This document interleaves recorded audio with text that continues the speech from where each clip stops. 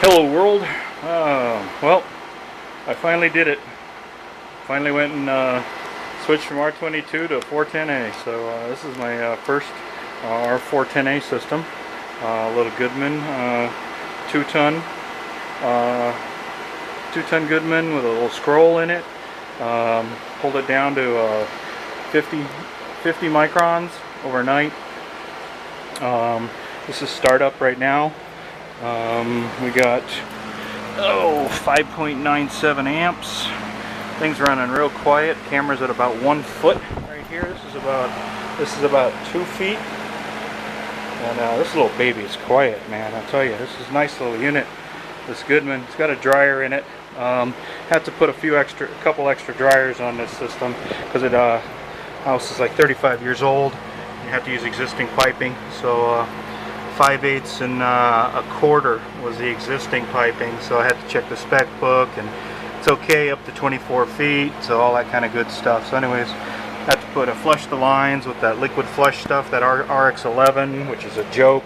Put it in, it just came out dribbling out like water. There was like no pressure behind it, so used it once like last year.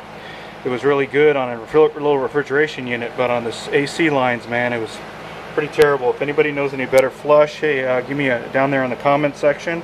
Please let me know what's the hot ticket on a good line set flush for old lines, you know, or whatever you guys are using, you AC guys.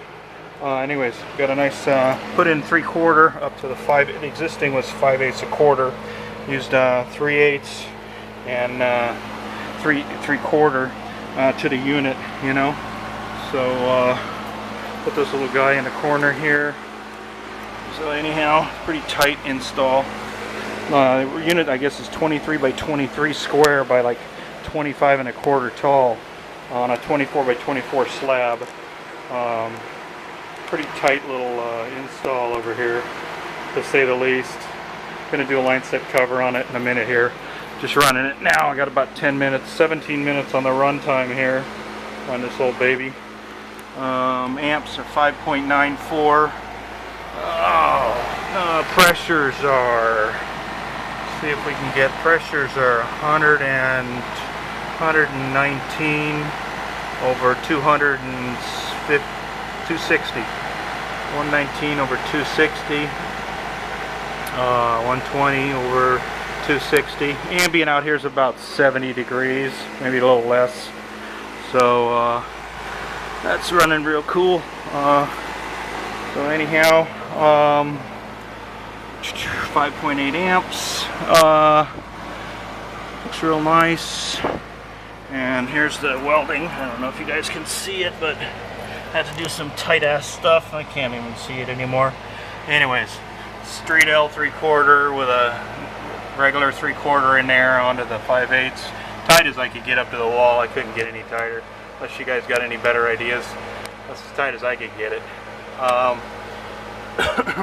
And anyhow, electrical.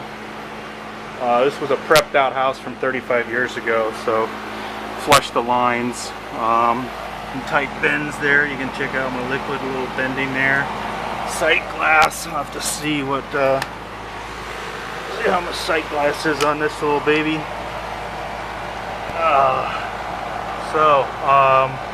Yeah, these units, the factory says these units are equipped, they got enough refrigerant in them for 15 feet of line set. But this is about a 25-foot run. That is at a 3/4 and 3/8 line set. So this line set is smaller.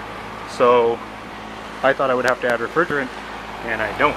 So you have to watch that when you're see what the specs of the factory, what they got in the unit versus, you know, what size of line you're using. If you're using bigger lines, you're gonna have, you know, it's not gonna do it. So it's whatever they wrote the spec up for, or whatever the unit's piped at, I would say. So if the unit's piped 3/4, 3/8, that's what the spec would be wrote at, I would bet. So anyways, little scroll on this thing. Like I said, this is my first 410A system, 2-ton, and it's just pretty sweet. It's even got holes inside the unit. I gotta pop the top off this thing and lag this thing down to the base. It's got 4 like 3/8 holes inside the base. So I want to buy more of these little Goodmans. These things are nice and quiet over a little scroll. 2-tonner. This is the old, there's the drain line. I found it sticking out of the house. Dug a hole and put rocks in it. We got to fix the patio here, but blew out the line. It was full of mud, man. Make sure you blow those lines out. And that thing was full of mud and water from the 35 years. So blew that condensate out. So I tried to do this one all right. Put a suction dryer on the intake to the compressor, so any shit from the, because the pipe was kind of exposed for I don't know how many years.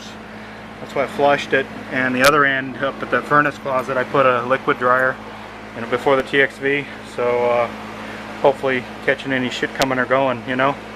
So I want this thing to last, you know, because I mean, crap could choke up the TXV right away if there's something. I saw stuff in the suction that was green and stuff, and tried to get it out with the flush, but it didn't get out, and so I know the line was oxidized inside there. So that's why she's got dryers coming out the yin yang, plus the unit's got a dryer in it.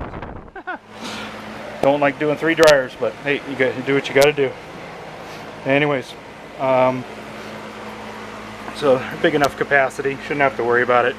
Better than replacing a compressor in a month. So anyways, pressure's 120, 260. So I'm liking it. It's been running 21 minutes and change. So it's a cool little deal.